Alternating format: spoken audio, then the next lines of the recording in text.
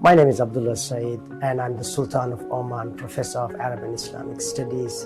My research is, broadly speaking, in the area of contemporary Islamic thought. In particular, my interest is in how Muslims in the modern period engage with their foundation texts and traditions in order to address a variety of challenges they face today. One of the projects that I'm currently working on is exploring the evolving discourse on religious pluralism and interreligious relations among Muslims. Assalamualaikum, saya Nur Karima akan mempresentasikan studi tokoh Abdullah Said serta pemikirannya yang dituangkan ke dalam buku yang berjudul Interpreting the Quran.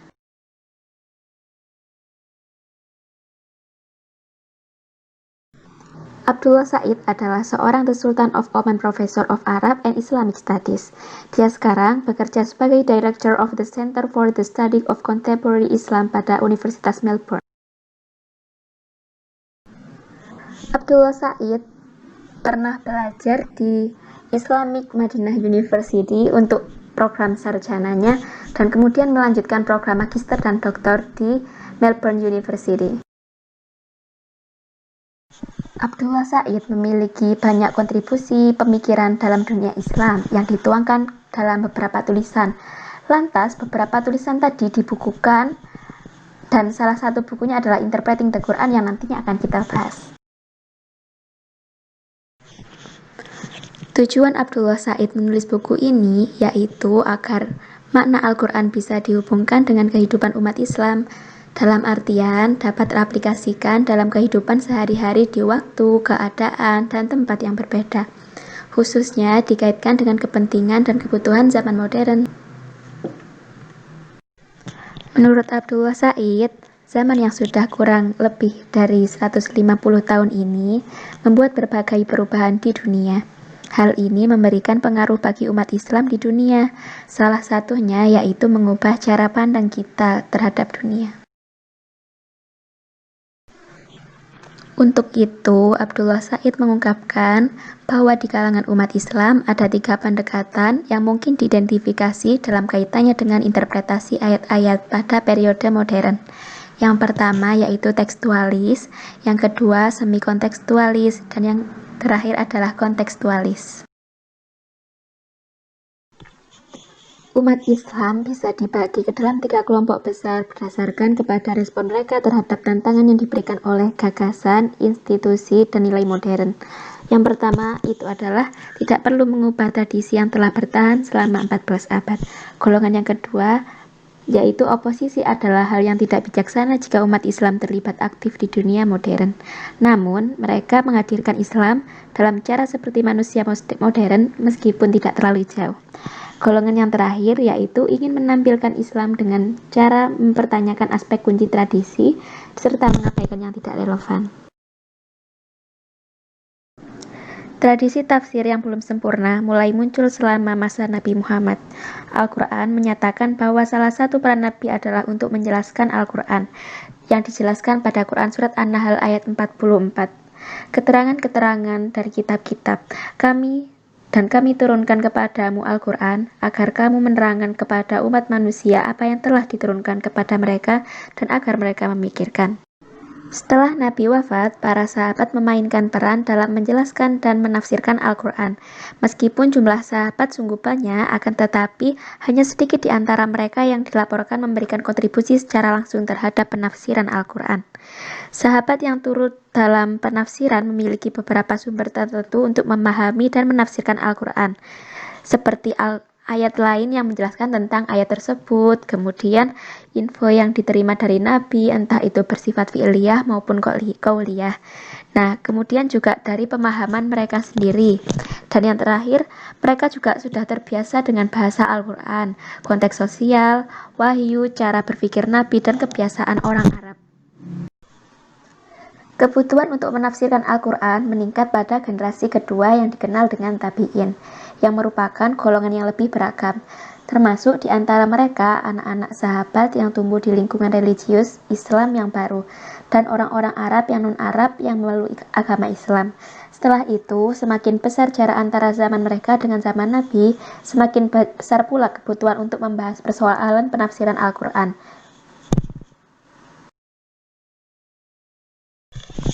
Masyarakat pada abad 20 sampai 21 menunjukkan perkembangan yang luar biasa dibandingkan dengan periode sebelumnya.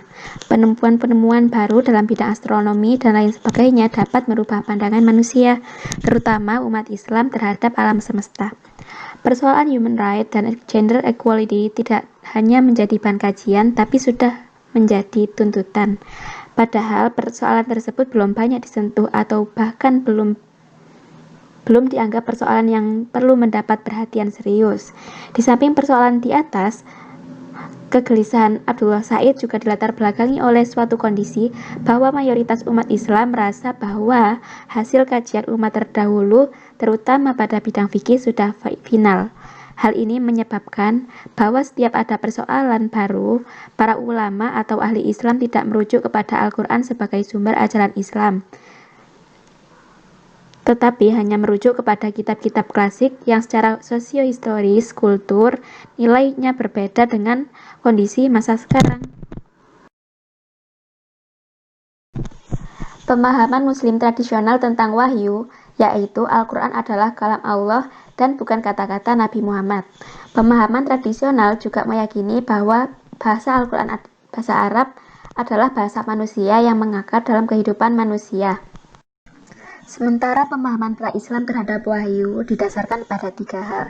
Yang pertama yaitu kitab suci Yahudi dan Kristen, yang kedua puisi dan pengalaman puitis Arab, yang terakhir adalah sajak al-hukan atau sajak tukang ramal.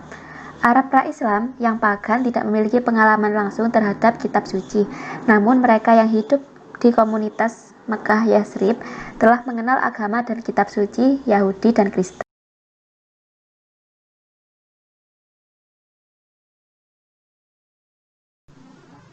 Wahyu bisa dipikirkan dari 4 level yang disimpulkan sebagai berikut.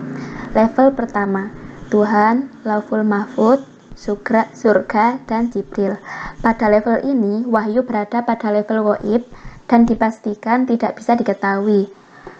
Nah, rujukan kepada wahyu yang bisa ditemukan di dalam Al-Quran yang diasosiasikan dengan level ini tidak memperlengkapi kita dengan pemahaman yang pasti tentang bagaimana wahyu tersebut.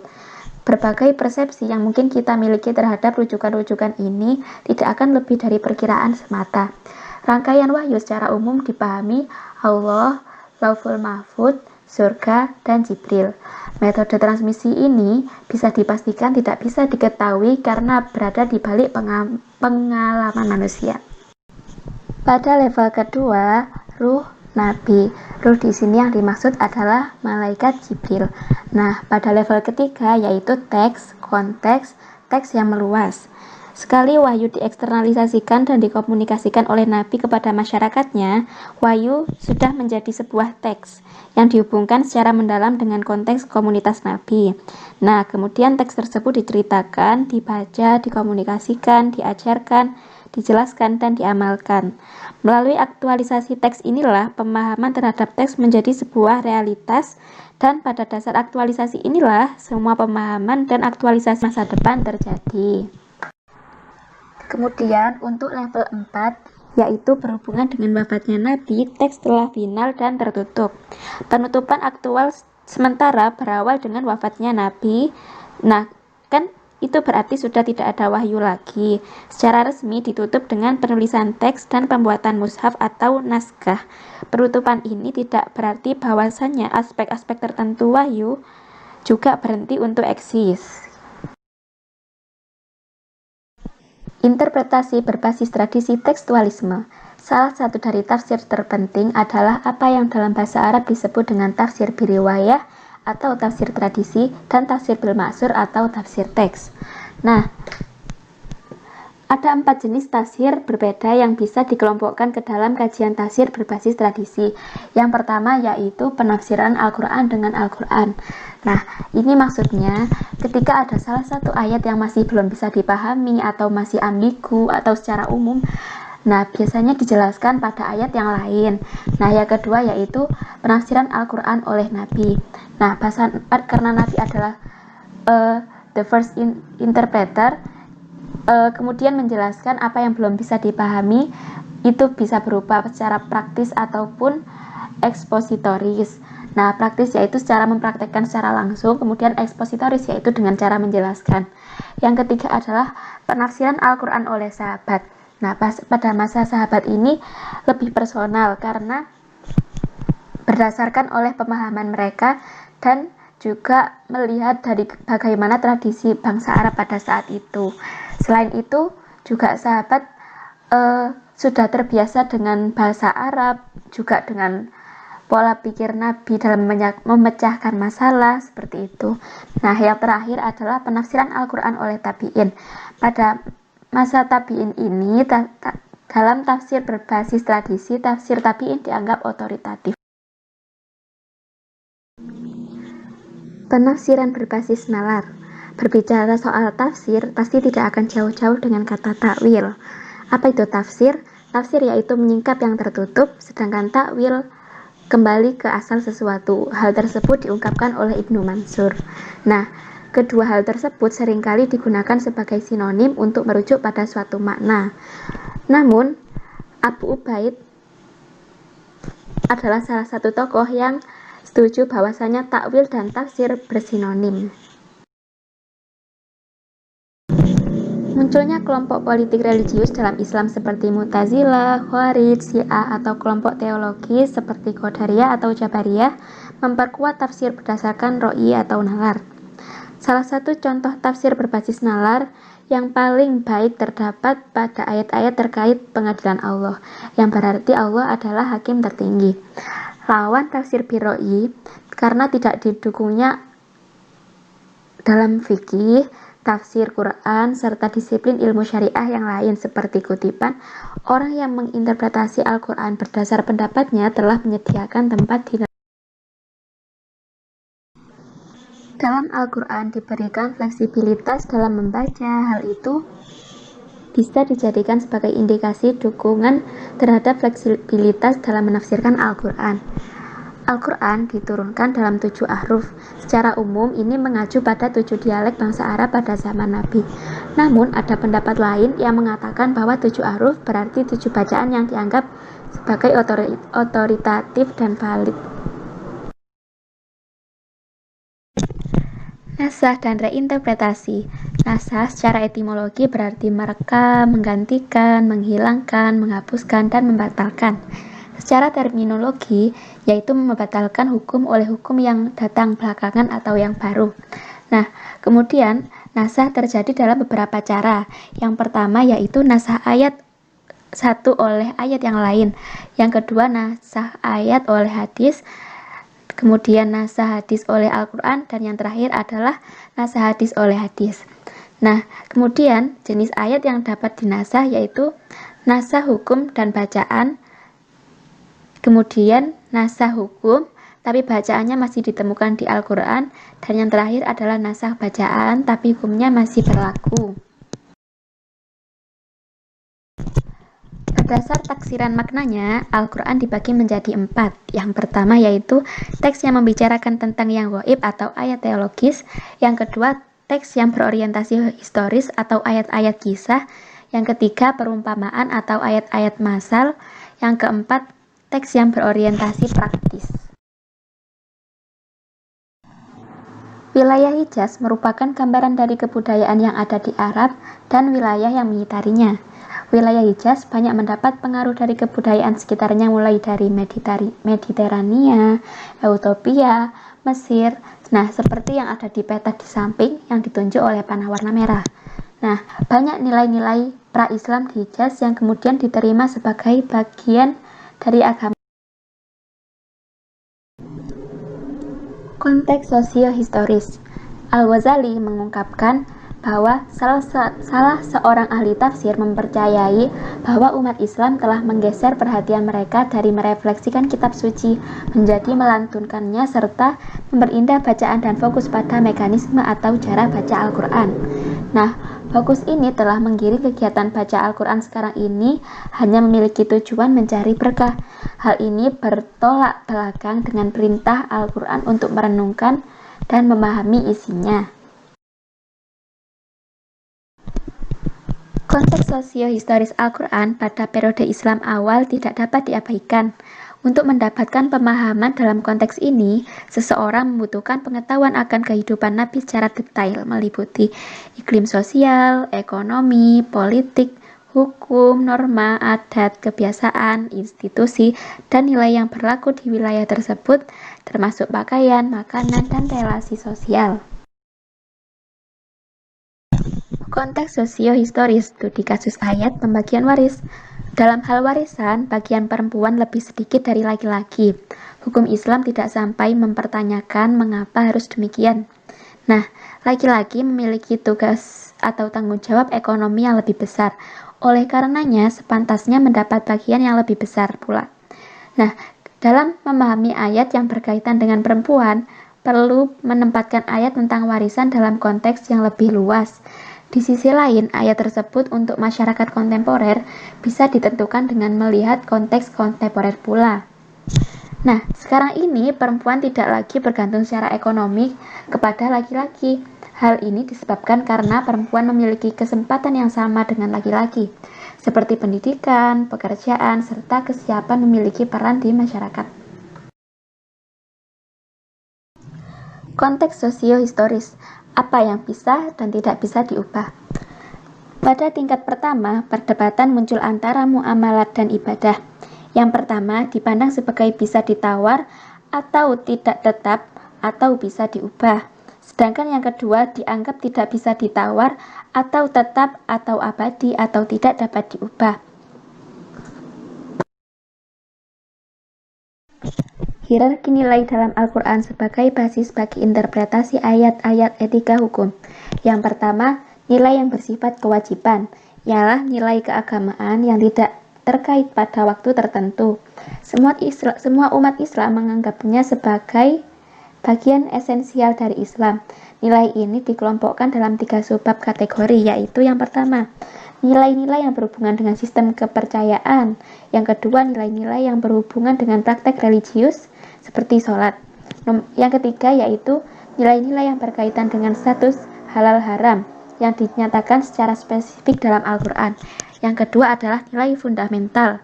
Nilai fundamental yaitu nilai kemanusiaan dasar seperti nyawa, keluarga, dan harta. Nah, yang ketiga adalah nilai proteksional, yaitu undang-undang bagi nilai fundamental yang fungsinya untuk memelihara keberlangsungan nilai fundamental. Yang keempat, nilai implementasional, yaitu langkah spesifik untuk melaksanakan nilai proteksional.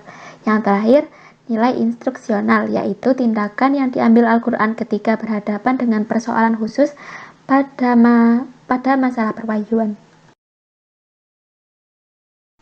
3 pendekatan memandang tradisi. Yang pertama yaitu posisi kaum tradisionalis yang menyatukan tidak perlu mempertanyakan kesinambungan atau melanjutkan tradisi yang telah ada, harus diterima begitu saja. Nah, yang kedua, mempertahankan kesinambungan tradisi namun dengan pendekatan yang lebih fleksibel. Yang terakhir, menolak tradisi dan mengusulkan untuk selalu memulai kembali dengan sesuatu yang baru. Penjelasan elemen kerangka kerja dapat dilihat di samping.